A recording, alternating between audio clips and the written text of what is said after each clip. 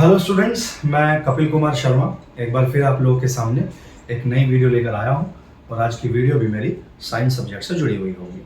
जैसा कि आप सब लोग जानते हैं कि कल मेरे द्वारा इलेक्ट्रॉनिक कॉन्फ़िगरेशन के ऊपर एक वीडियो की जानकारी आप सब लोगों के साथ साझा की गई थी। उसी कड़ी में या उसी टॉपिक को मैं अब आगे बढ़ाने की कोशिश करता हूँ। उम्मीद करता हूँ कि आप सब लोगों ने वो वीडियो देख ली होगी, पूरी वीडियो देखी होगी और जो टॉपिक मैंने समझाने की कोशिश की थी वो बखूबी आप लोगों को समझ में आ गया होगा। बढ़ाते हैं अपने उस टॉपिक को आगे। और जैसा मैंने आपको बताया था कि जो हमारी हेडिंग है वो है इलेक्ट्रॉनिक कॉन्फ़िगरेशन,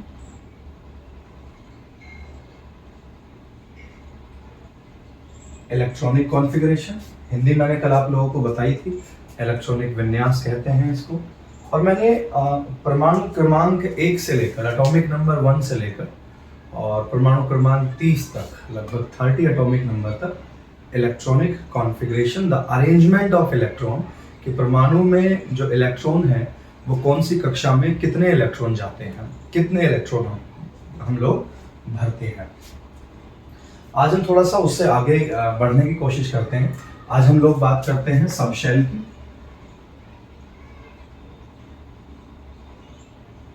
जिन्हें हम लोग हिंदी में उपकोष बोलते हैं। और ये उपकोष क्या होते हैं, इनके बारे में कुछ जानकारी तो आप लोगों ने अपने स्कूल की क्लासेस में पढ़ी होंगी। तो ये जो सब शेल हैं इन्हें हम लोग एस, पी, डी और एफ से प्रदर्शित करते हैं, डिनोट करते हैं। सबसे पहले तो हम लोग इनकी एक कंप्लीट फुल फॉर्म देख लेते हैं। ज़्यादातर वीडियो में आपको इनकी फुल फॉर्म देखने के लिए नहीं मिलेगी, लेकिन यहाँ आपको फुल फॉर्म देखने के लिए ज़रूर मिलेगी। फुल फॉर्म देखिएगा, एस फॉर यहाँ पर हम लोग बोलते हैं शार्प, पी यहाँ पर प्रिंसिपल है, डी यहाँ पर डिफ्यूजन है और एफ यहां पर फंडामेंटल है। जैसे घर के अंदर कमरे होते हैं, ऐसे ही जितनी भी कक्षाएं होती हैं परमाणु के अंदर, उन कक्षाओं के अंदर भी, उन ऑर्बिट्स के अंदर भी कुछ ऐसी जगह होती हैं जहां इलेक्ट्रॉन का अरेंजमेंट अलग अलग देखने के लिए मिलता है। और वो अरेंजमेंट हम लोगों को कैसे दिखाई देगा, एसपीडीएफ में दिखाई देगा। एसपीडीएफ में जो नंबर ऑफ इलेक्ट्रॉन्स होते हैं वो फिक्स होते हैं। जिस तरीके से मैंने आपको बताया था कि कक्षाओं में इलेक्ट्रॉन्स कितने कितने आते हैं, और याद भी होगा आप लोगों को, जैसे हमने बताया था 2, 8, 18 और 32 इलेक्ट्रॉन आते हैं। इसी तरीके से एसपीडीएफ में भी कुछ इलेक्ट्रॉन्स आते हैं। तो हम जानते हैं एस में कितने इलेक्ट्रॉन आते हैं, 2, पी में कितने इलेक्ट्रॉन आते हैं, 6, डी में आएंगे 10 इलेक्ट्रॉन और एफ में आएंगे 14 इलेक्ट्रॉन आएंगे, 14 इलेक्ट्रॉन्स आएंगे। तो ये याद रखना है।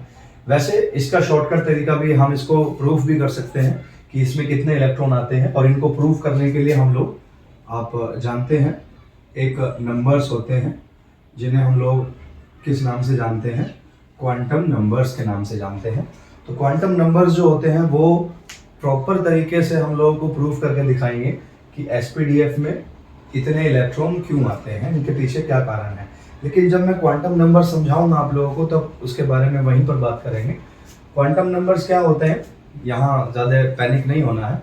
क्वांटम नंबर्स वो होते हैं जो हमें बताते हैं कि एटम के अंदर इलेक्ट्रॉन कहाँ है, मतलब किस एनर्जी लेवल में इलेक्ट्रॉन घूम रहा है, या कौन सी कक्षा में घूम रहा है, सीधा घूम रहा है या उल्टा घूम रहा है।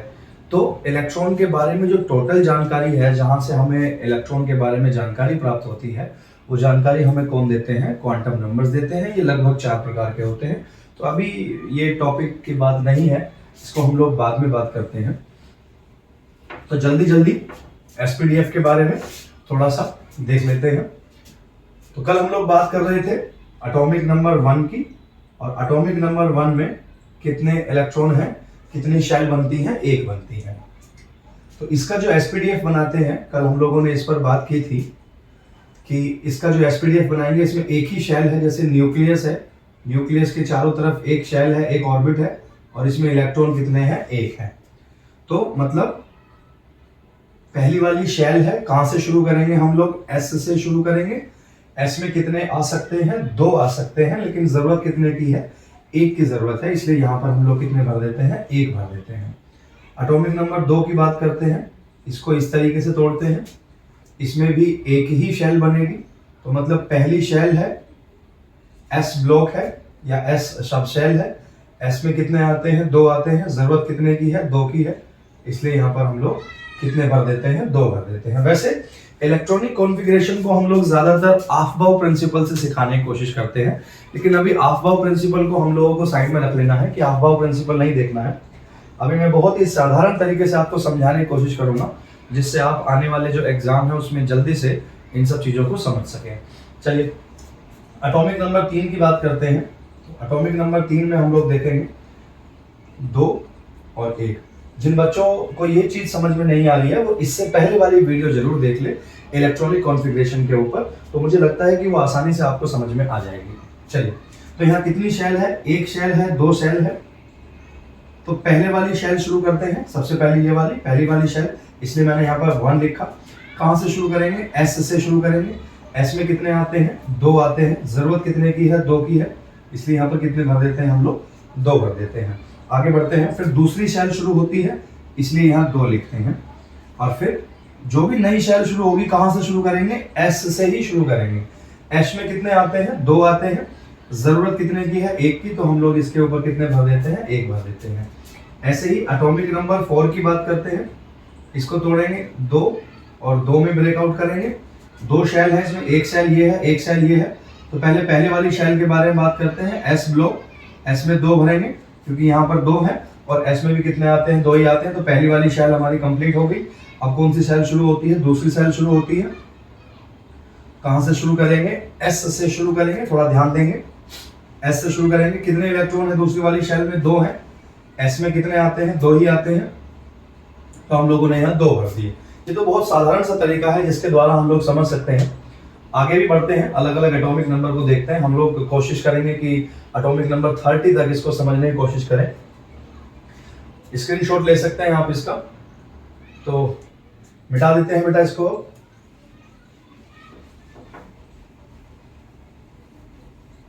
इसको मिटा देता हूं और मैं ऊपर लिख दूंगा, अच्छे तरीके से लिख दूंगा, स्पेस बन जाएगा थोड़ा मेरे पास। तो जो कितने कितने आते हैं इसमें? एस में 2 आते हैं, पी में 6 आते हैं, डी में 10 आते हैं और एफ में 14 इलेक्ट्रॉन आते हैं। तो लगभग हमने 4 तक आपको समझा दिया था। अब बारी आती है एटॉमिक नंबर 5 की आती है। 5 को तोड़ते हैं, पहले 2 और 3 में तोड़ेंगे, इसका एसपीडीएफ बनाएंगे। इसमें कितनी शेल है? 1 शेल है, 2 शेल है। कितनी शेल है इसमें? टोटल 2 शेल है। तो सबसे पहले वाली शेल के बारे में बात करते हैं। एस में कितने आते हैं? 2 आते हैं, जरूरत भी कितने की है? 2 की है, तो पहले के एस में कितने भर देते हैं? 2 भर देते हैं, मतलब ये वाली शेल हमारी कंप्लीट हो जाती है। दूसरे वाली शेल स्टार्ट करते हैं, तो यहाँ 2 लिखते हैं। 2 इसलिए लिखा क्योंकि दूसरी शेल स्टार्ट की है, और जब भी कोई नई शेल शुरू होती है कहां से शुरू करते हैं? एस से ही शुरू करते हैं। एस, पी, डी और एफ ऐसे, तो एस से शुरू करते हैं। एस में कितने आते हैं? 2 आते हैं, जरूरत कितने की है हम लोगों को? जरूरत है हमें 3 की, लेकिन 3 तो नहीं भर सकते क्योंकि एस में 2 ही आते हैं, मैक्सिमम 2 आ सकते हैं, इसलिए अभी मतलब हमारी दूसरी शेल पूरी नहीं हुई है, इसलिए फिर यहाँ कितने भरते हैं हम लोग? 2 भरते हैं। फिर एस में जब पूरा नहीं हुआ तो फिर किस में आएगा? पी में आएगा। 3 थे, 3 में से 2 एस में आ गए, 1 बच गया, वो किस में चला जाएगा? पी में चला जाएगा, 2p1। ऐसे ही एटॉमिक नंबर 6, इसको तोड़ते हैं 2 और 4 में, ऐसा ही बनेगा शेल, लगभग कोई ज्यादा डिफरेंस नहीं है। पहले वाली शेल में 2 है, इसलिए 1s2। दूसरे वाली शेल में 4 है, तो दूसरे वाली शेल में एस में 2 जाएंगे क्योंकि एस में 2 से ज्यादा आता ही नहीं है, ठीक है। 4 में से 2 आ गए, कितने बचे? 2 और बच गए। जब एस में नहीं आया तो पी में आएगा, तो 2p, और कितने की जरूरत है? 2 की। इसको आप साथ साथ नोट करते रहें, आसानी रहेगी थोड़ा समझने में। एटॉमिक नंबर 7 की बात करते हैं। एटॉमिक नंबर 7 यहां आता है 2, 5, केवल यहीं पर इलेक्ट्रॉन बढ़ रहा है बाहर की तरफ, तो इसको कैसे करेंगे हम लोग? 1s2, 2s2 और यहां करेंगे 2p3।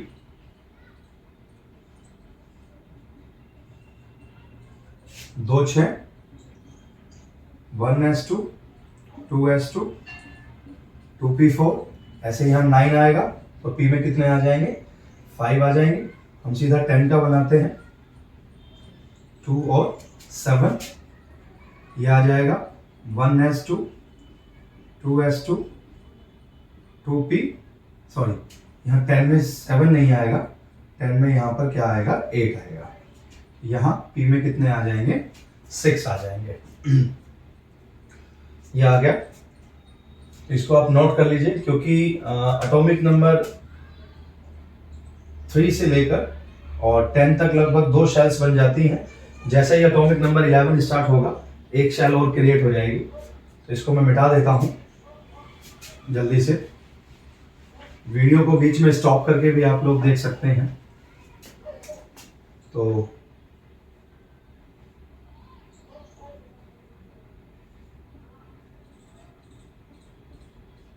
ये S P D और F में इतने इतने इलेक्ट्रॉन्स आते हैं। बारी आती है एटॉमिक नंबर 11 की। 11 को तोड़ते हैं हम लोग 2 8 1। कितनी शेल बन गई है इसमें 3 शेल्स बन गई हैं, 1 2 और 3 शेल बन गई है। तो सबसे पहले इसकी बात करते हैं, पहले वाली शेल की। जैसे पहले करते हुए आ रहे थे, पहली शेल की बात करते हैं, इसलिए हमने 1 लिखा। पहली शेल में कितने हैं 2, और जब भी कोई नई शेल शुरू होती है कहां से स्टार्ट करते हैं, एस से शुरू करेंगे। थोड़ा ध्यान देंगे इस बात पर, एस से शुरू करेंगे। एस में कितने आते हैं 2 इलेक्ट्रॉन आते हैं। जरूरत कितने की है हम लोगों को 2 की जरूरत है, इसलिए हमने यहाँ पर कितने भर दिए हैं 2 भर दिए हैं। बहुत ही आसानी समझेंगे, मतलब पहले वाली शेल हमारी कंप्लीट हो गई है। दूसरे वाली शेल में कितने इलेक्ट्रॉन है 8 इलेक्ट्रॉन है, इसलिए दूसरे वाली शेल स्टार्ट करेंगे। कहां से शुरू करेंगे, एस से शुरू करेंगे। और एस से शुरू करने पर एस में कितने आते हैं 2, लेकिन जरूरत कितने की 8 की, तो पहले एस में कितने भर देते हैं 2 भर देते हैं। 8 की जरूरत थी, 2 ही आए हैं, अभी 6 बाकी हैं। इसका मतलब दूसरी वाली शेल अभी कंप्लीट नहीं हुई है, इसलिए फिर से 2 लिखते हैं। जब एस के द्वारा हमारी शेल पूरी नहीं हो रही है तो एस के बाद किसका यूज करेंगे हम लोग, पी का यूज करेंगे। 8 में से 2 तो पहले ही आ गए थे, कितने बच गए थे 6, और पी में कितने आ सकते हैं, पी में भी कितने आ सकते हैं 6 आ सकते हैं, इसलिए सीधा सीधा हम लोग क्या भर देते हैं 6 भर देते हैं। तो हमारी ये दूसरी वाली शेल भी कंप्लीट हो जाती है। अब तीसरी वाली शेल है, तीसरी वाली है तो इसलिए यहाँ पर क्या लिखेंगे 3 लिखेंगे। कहां से शुरू करेंगे, एस से शुरू करेंगे। कितने हैं तीसरी वाली शेल में 1 है, एस में आते कितने हैं 2, तो 1 तो बहुत आसानी से आ जाएगा। यहां हम लोगों ने 1 भर दिया, बहुत ही आसानी से भरेंगे, ज्यादा आगे नहीं बढ़ने की कोशिश करेंगे। 12 पर देखेंगे बेटा क्या आएगा 2 8 2, ऊपर वाले की तरह ही बनाएंगे 1s2 2s2 2p6, क्योंकि ये और ये दोनों में कॉमन ही है तो यहां तक तो कॉमन ही होगा। फिर तीसरे वाले में क्या आ जाएगा 3s2 आ जाएगा। फिर यहां देखेंगे हम लोग 13 आ जाएगा, 2 8 3, sorry 1s2 2s2 2p6 3s2। देखिएगा तीसरे वाली शेल में कितने इलेक्ट्रॉन है, 3 इलेक्ट्रॉन है। तीसरे वाली शेल में 3 इलेक्ट्रॉन है, तो तीसरे वाली शेल के एस में हमने कितने भर दिए 2 भर दिए, क्योंकि एस में 2 ही आते हैं, 3 नहीं आ सकते। सो अब 1 इलेक्ट्रॉन बच गया तो एस के बाद पी में जाएगा, तो इसलिए तीसरी कक्षा के पी में जाएगा कितना 1 जाएगा। ऐसे ही 14 के लिए भरेंगे बेटा 2 8 4, सो 1s2 2s2 2p6 3s2 3p2। जैसे जैसे यहाँ एटॉमिक नंबर बढ़ता जाएगा, यहाँ पी के अंदर इलेक्ट्रॉन्स की संख्या बढ़ती जाएगी। जैसे मैं यहाँ 15 लिखूंगा तो यहाँ पी में कितना आ जाएगा 3 आ जाएगा, बाकी सब सेम रहेगा। 16 में 4 आ जाएगा, 17 में 5 आ जाएगा, और ऐसे ही अगर मैं 18 का बनाने की कोशिश करूं तो 18 में क्या आ जाता है बेटा, थोड़ा ध्यान देंगे 2 8 8 आ जाएगा, 2 8 8। तो इसका कैसे बनाएंगे हम लोग 1s2 2s2 2p6 3s2, और यहाँ पर भी लास्ट में क्या आ जाएगा 3p6 आ जाएगा। तो बहुत आसानी से समझ सकते हैं। आज मैं ऐसी आशा करता हूं कि इसके जो बाद के जो एटॉमिक नंबर है उसके बारे में हम लोग बाद में बात करेंगे। तब तक हम लोग कुछ इससे जुड़ी हुई नई नई चीजें और सीख लेते हैं। इसको मैं मिटा देता हूं बेटा, थोड़ा ध्यान देंगे। सभी एलिमेंट क्या कोशिश करते हैं, सभी एलिमेंट ये कोशिश करते हैं कि उनकी बाहर वाली शेल में उनकी बाहर वाली शेल में लगभग 8 इलेक्ट्रॉन हो जाएं, जिससे उनका ऑक्टेंट पूरा हो जाता है, जिससे वो नोबल गैस का कॉन्फ़िगरेशन प्राप्त कर लेते हैं, मतलब वो अक्रिय हो जाते हैं, किसी के साथ कोई क्रिया नहीं करते हैं। तो ऐसी कंडीशन में ये एलिमेंट्स क्या करते हैं, या तो किसी से इलेक्ट्रॉन ले लेते हैं, मतलब इलेक्ट्रॉन गेन कर लेते हैं, या इलेक्ट्रॉन किसी को दे देते हैं, मतलब इलेक्ट्रॉन लूज कर देते हैं। तो इस इलेक्ट्रॉन लूज करने में और इलेक्ट्रॉन गेन करने में इन एलिमेंट्स के ऊपर कुछ चार्जेस आ जाते हैं, चार्जेस पॉजिटिव चार्ज और नेगेटिव चार्ज। तो कैसे पता करेंगे? एक तो मैं सीधा सीधा सा एक आप छोटा सा स्केल बता देता हूं। ये स्केल मैं जनरली सभी बच्चों को बताता हूं जब मैं ये इलेक्ट्रॉनिक कॉन्फ़िगरेशन सिखाता हूं। तो ये जो स्केल होता है ये हमारा +1 से शुरू होता है, थोड़ा देखिएगा।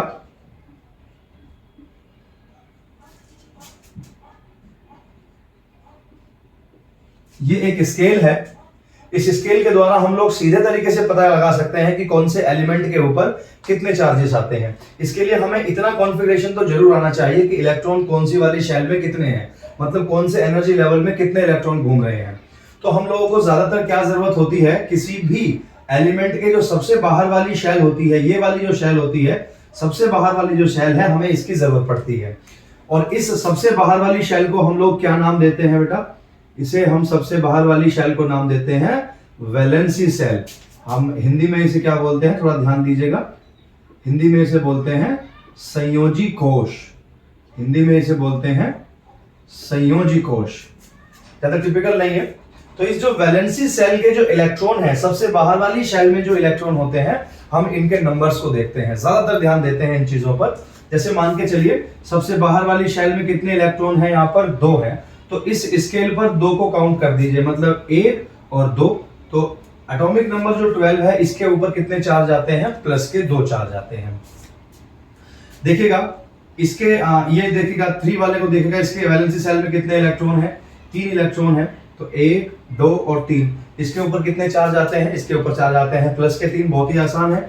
चलिए एक एटॉमिक नंबर और देख लेते हैं बेटा, एटॉमिक नंबर 15 देख लेते हैं। 285, 285। इसकी बाहर वाली शेल में कितने इलेक्ट्रॉन है?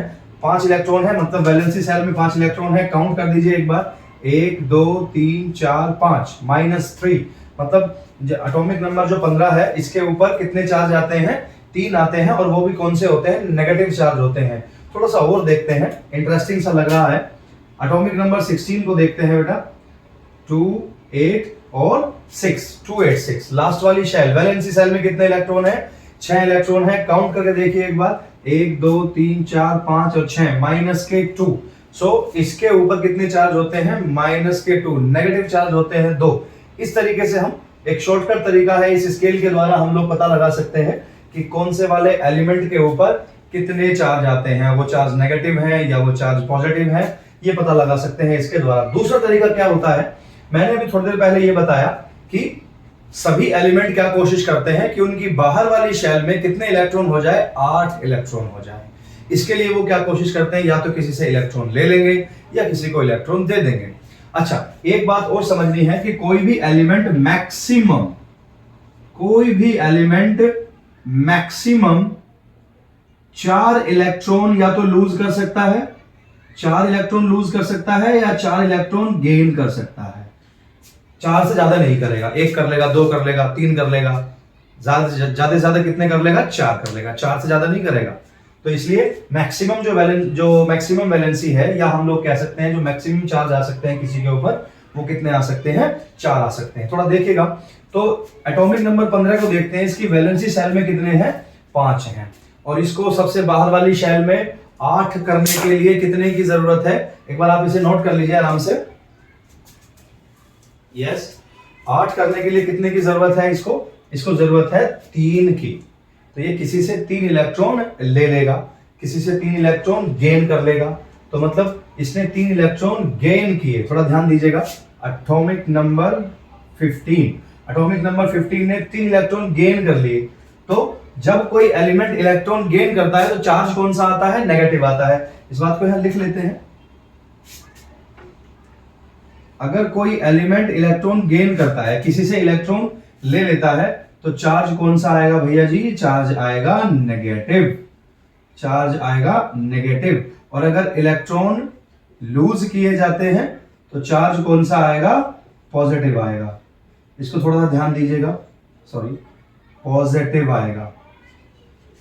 चार्ज कौन सा आएगा, पॉजिटिव आएगा जब लूज करते हैं तो ये ऐसी कंडीशन में जब इस एलिमेंट, अगर इसकी बात करें एटॉमिक नंबर 15 की, इसके वैलेंसी सेल में कितने इलेक्ट्रॉन है, 5। इसको 8 करने के लिए ऑक्टेंट रूल जो होता है, ऑक्टेंट पूरा करने के लिए, अष्टक पूरा करने के लिए कितने की जरूरत है, 3 इलेक्ट्रॉन्स की जरूरत है।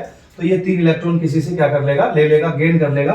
और जब 3 इलेक्ट्रॉन गेन करेगा तो मैंने कौन सा बताया, गेन करने पर कौन सा चार्ज आता है, नेगेटिव चार्ज आता है। तो मतलब इसके ऊपर कितने चार्ज आ सकते हैं, 3, नेगेटिव 3 आ सकते हैं। और इस स्केल के द्वारा भी हम आसानी से पता लगा सकते हैं, क्योंकि इसके लास्ट वाली शेल में 5 है, तो हम 5 काउंट कर देते हैं, 1 2 3 4 5, अब भी -3 आ रहा है।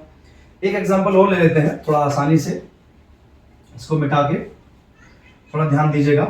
एक एटॉमिक नंबर हम लोग 17 ले लेते हैं। एटॉमिक नंबर 17 ये क्लोरीन का होता है, और इसको हम ब्रेकआउट करते हैं कितने में, 2 8 7 में। देखिए ये जरूरी है आपको आना, इसको सीखने के लिए थोड़ा सा दिमाग लगाना पड़ेगा। तो ये सीखना भी जरूरी है और ये आना भी चाहिए, कंपलसरी है ये।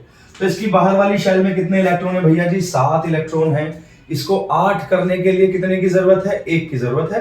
तो ये किसी दूसरे एलिमेंट से 1 इलेक्ट्रॉन उधार ले लेगा, किसी भी दूसरे एलिमेंट से 1 इलेक्ट्रॉन गेन कर लेगा। और जब ये 1 इलेक्ट्रॉन गेन करेगा तो गेन का मतलब क्या है, नेगेटिव। 1 गेन करेगा तो 1 नेगेटिव, 2 गेन करेगा तो 2 नेगेटिव, 3 करेगा तो 3 नेगेटिव। तो मतलब ये 1 इलेक्ट्रॉन गेन कर लेगा। तो ऐसी कंडीशन में क्लोरीन के ऊपर कौन सा चार्ज आ जाएगा, नेगेटिव चार्ज आ जाएगा, -1 आ जाएगा। और दूसरा तरीका मैंने बताया कि इस स्केल पर काउंट कर सकते हैं। बाहर वाली शेल में कितने इलेक्ट्रॉन है, 7 इलेक्ट्रॉन है। बाहर वाली शेल में 7 इलेक्ट्रॉन, तो काउंट कर लीजिए, 1 2 3 4 5 6 7, सॉरी हाँ 7। तो कितने आ गए, -1। इस तरीके से भी हम लोग फाइंड आउट कर सकते हैं। तो दोनों तरीके बताए मैंने आपको कि किस किस तरीके से आप किसी भी एलिमेंट के ऊपर पता कर सकते हैं कि कितने चार्ज आते हैं। नोट कर लीजिए, मैं आगे से हट गया हूं बेटा।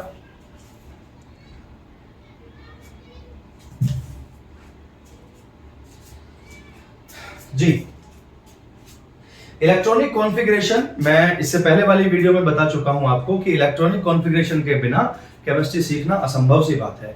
क्योंकि या तो डायरेक्ट पूछा जाता है इलेक्ट्रॉनिक कॉन्फ़िगरेशन बताओ भैया जी, लेकिन केमिस्ट्री के बहुत सारे टॉपिक ऐसे हैं जिसमें सीधे रूप से इलेक्ट्रॉनिक कॉन्फ़िगरेशन, इलेक्ट्रॉनों का जो अरेंजमेंट है वो जुड़ा हुआ होता है। तो ये आप सब लोगों के लिए बहुत ही आवश्यक है कि आप इलेक्ट्रॉनिक कॉन्फ़िगरेशन जरूर सीखें। इससे जो अगली वीडियो मेरी आएगी, मैं उसमें आप लोगों को टेम्परेचर, तापमान से जुड़े हुए कुछ महत्वपूर्ण जानकारी देने की कोशिश करूंगा। और इंटरेस्टिंग वीडियो है, उससे जुड़े हुए क्लास 11th और 9th में बहुत सारे न्यूमेरिकल आते हैं और वो न्यूमेरिकल करने भी आसान हो जाते हैं। तो मैं ऐसी आशा कर सकता हूं कि आप सब लोगों का सहयोग ऐसे ही मिलता रहेगा। और रिक्वेस्ट है आप लोगों से कि चैनल को सब्सक्राइब करें, क्योंकि आप लोगों के द्वारा जो दिया गया ये सहयोग है, हमें प्रेरणा मिलती है आगे और वीडियो बनाने की। और छोटी छोटी वीडियो बनाकर आप लोगों के साथ जो इन्फॉर्मेशन, जो जानकारी साझा करते हैं, हमें भी अच्छा लगता है, हमारे जो सहयोगी साथी हैं उन्हें भी बहुत अच्छा लगता है। तो आप इसको लाइक जरूर कीजिएगा, सब्सक्राइब कर दीजिएगा, और एक छोटा सा कमेंट सेक्शन में जाकर वहाँ कमेंट करके बताइएगा कि वीडियो में अगर कोई चीज़ ऐसी है जो समझ में नहीं आई तो आप मुझे बताइएगा।